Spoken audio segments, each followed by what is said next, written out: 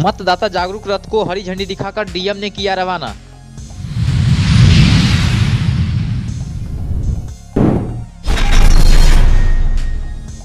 बेनीपुर के खाना नाश्ता होटल से एक बाल श्रमिक को कराया गया विमुक्त।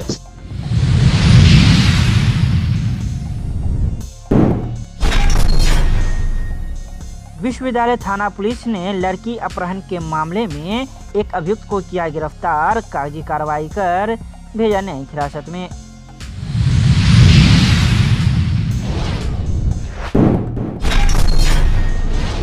भारतीय जनता पार्टी के जिला कार्यालय में अनुसूचित जाति मोर्चा के जिला अध्यक्ष की अध्यक्षता में आगामी कार्यक्रम को लेकर की गई बैठक।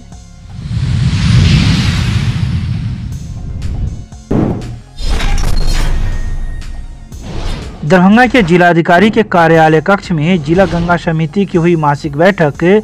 जिलाधिकारी ने दिए कई आवश्यक दिशा निर्देश।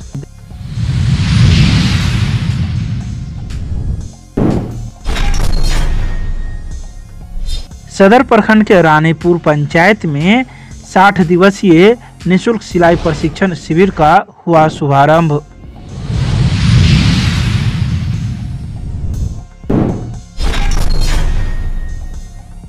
मिथिला विश्वविद्यालय के धरना स्थल पर अपनी मांगों को लेकर शिक्षक एवं कर्मी हैं लगातार भूख हड़ताल पर। विश्वविद्यालय प्रशासन नहीं ले रहा है सुधि।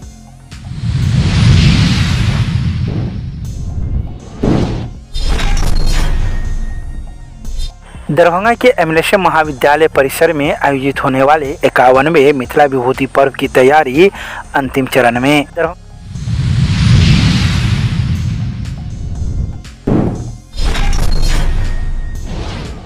पुलिस के द्वारा मारपीट करने के बाद इलाजरत महिला ने विश्वविद्यालय थाना में दिया आवेदन, आरोपियों पर कार्रवाई करने की मांग।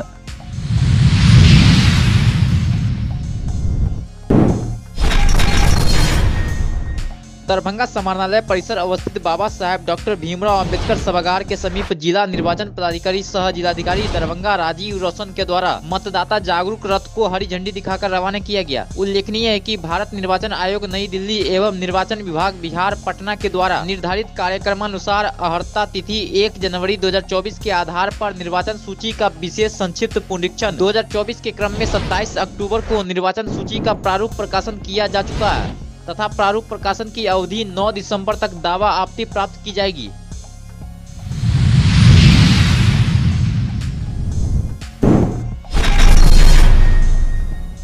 श्रम अधीक्षक दरभंगा राकेश रंजन द्वारा बताया गया कि बेनीपुर श्रम प्रवर्तन पदाधिकारी किशोर कुमार झा के नेतृत्व में बेनीपुर एवं बिरौल अनुमंडल क्षेत्र अंतर्गत बेनीपुर के विभिन्न दुकानों एवं प्रतिष्ठानों में धावा दल की टीम के द्वारा सघन जांच अभियान चलाया गया। वहीं इस सघन जांच अभियान के दौरान धावा दल की टीम के द्वारा बेनीपुर के खाना नाश्ता होटल से एक बाल श्रमिक को विमुक्त कराया गया। वहीं श्रम अधीक्षक के द्वारा बताया गया कि विमुक्त बाल श्रमिक को बाल कल्याण समिति दरभंगा के समक्ष उपस्थापित कर निर्देशानुसार उन्हें बाल गृह में रखा गया एवं बाल एवं किशोर श्रम अधिनियम 1986 के तहत नियोजक के विरुद्ध संबंधित थाने में प्राथमिकी दर्ज करने की कार्रवाई की जा रही है।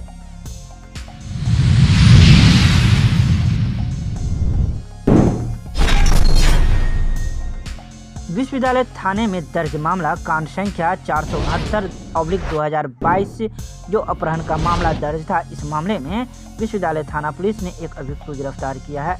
अभियुक्त शिवहर जिला का रहने वाला है जिसका नाम निकेत बताया जाता है, जिसके पिता का नाम नरेश बारी है और वह शिवहर जिला में पिपराडीह थाना क्षेत्र के अंतर्गत कुमरौली मोहल्ला का रहने वाला है। तो वहीं विश्वविद्यालय थाना पुलिस ने अपहृत लड़की को भी बरामद कर लिया जिसकी जानकारी उसके अभिभावक को दे दी गई है। वहीं विश्वविद्यालय थाना पुलिस गिरफ्तार अभियुक्त पर कागजी कार्रवाई कर उसे न्यायिक हिरासत में भेज दिया।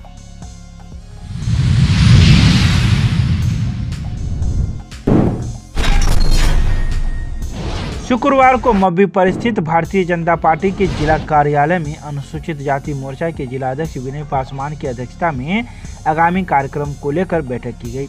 इस बैठक में मुख्य अतिथि बथनाहा के विधायक अनिल राम एवं जिला अध्यक्ष जीवन सहनी मौजूद थे। तो ही अनिल राम ने कहा कि अंबेडकर जी का पुण्यतिथि सभी बूथ पर कार्यकर्ताओं के द्वारा मनाया जाएगा।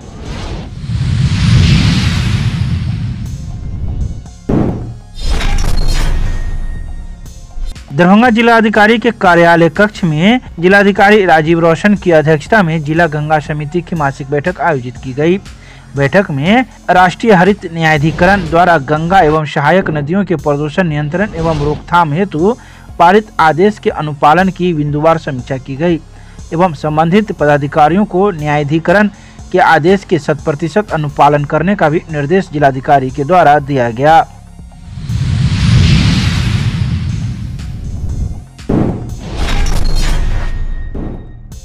शुक्रवार को दरभंगा के सदर प्रखंड के रानीपुर पंचायत में मुखिया रामदास के द्वारा 60 दिवसीय निःशुल्क सिलाई प्रशिक्षण शिविर का शुभारंभ किया गया। इस दौरान उन्होंने कई बातों की चर्चा की। उन्होंने कहा कि ग्रामीण क्षेत्र की महिलाएं अभी भी मुख्य धारा से दूर है। इनको सशक्त बनाने के लिए प्रशिक्षण अभियान कारगर तरीका है। यह प्रशिक्षण शिविर डॉक्टर प्रभात दास फाउंडेशन के द्वारा आयोजित की गई है, जो 60 दिनों तक महिलाओं को निःशुल्क सिखाई जाएगी।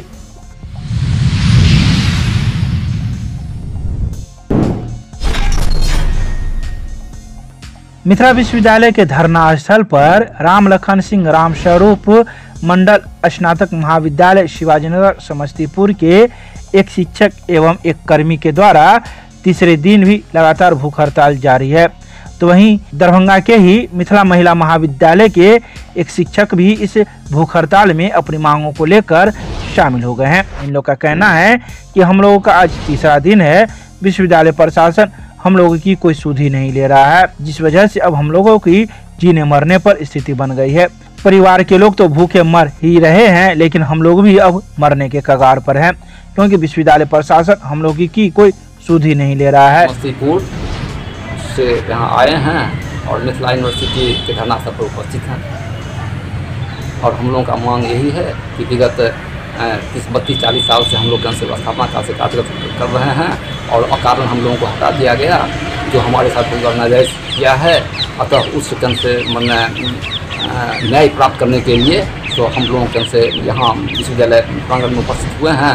अतः महाशय से मेरा आग्रह है कि अविलंब हम लोगों का गण से वापसी करते हुए हम लोगों का मांग को पूरा। आज कैमा दिन है आपका? तीसरा दिन है। आपके साथ और कौन है? हमारे साथ प्रमोद दास भी हैं और उसके साथ साथ कल दूसरा दिन मिथिला महिला कॉलेज के प्राध्यापक।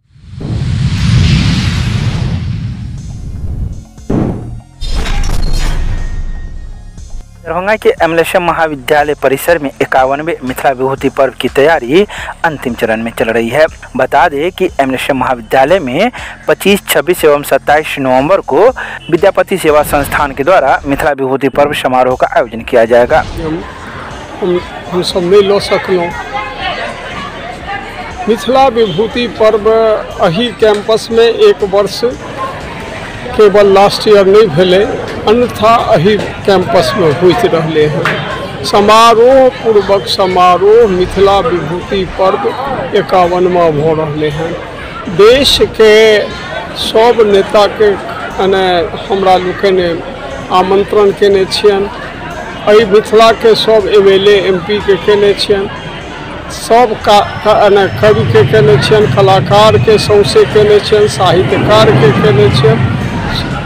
पहला दिन उद्घाटन हेतु ओहि सत्र